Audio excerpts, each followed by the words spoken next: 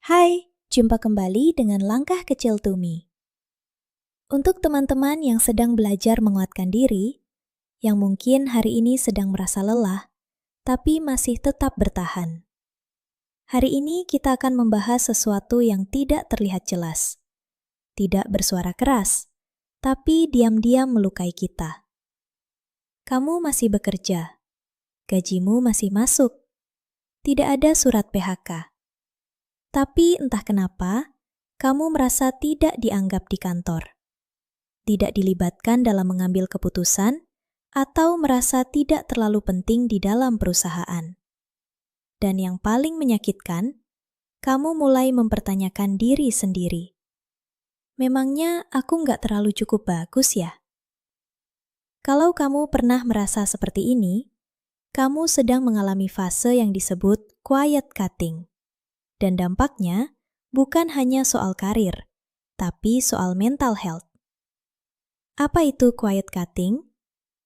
Quiet cutting itu adalah kondisi di mana ketika perusahaan terhadap kamu mengurangi tanggung jawab strategismu, memindahkan kamu ke posisi yang kurang penting, menghilangkan kesempatan promosi, tidak lagi dilibatkan dalam keputusan penting. Tapi perusahaan tidak benar-benar memecatmu. Secara status, kamu masih bekerja. Tapi secara emosional, kamu seperti dihapus perlahan. Dan di situasi ini yang paling menyakitkan, karena tidak ada konflik yang jelas, tidak ada penjelasan, hanya perubahan sikap yang dingin.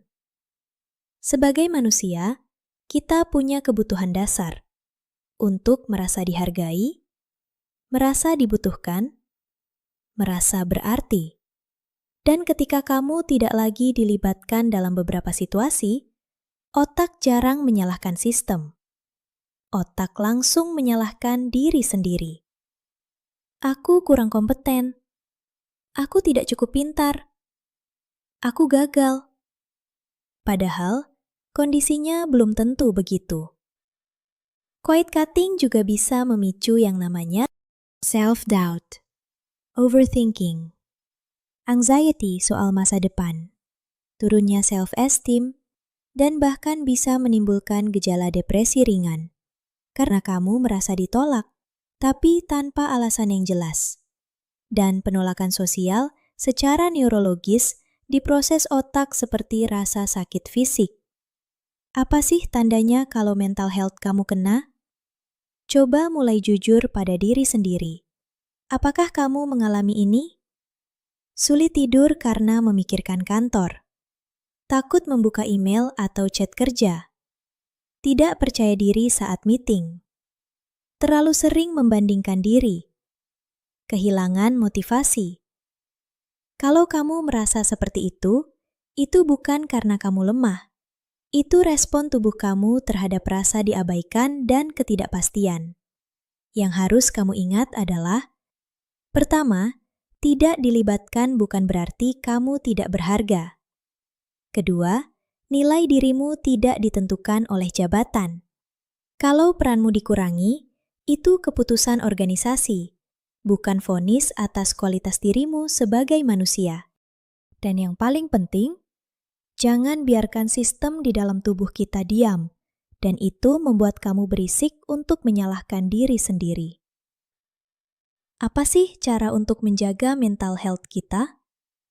Pertama, pisahkan identitas diri dari pekerjaan. Kamu itu lebih berharga dari sekedar jabatan. Kedua, validasi perasaanmu.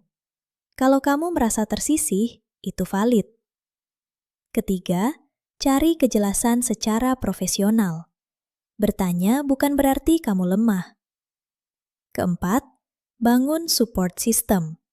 Jangan simpan semuanya sendiri. Kelima, siapkan opsi.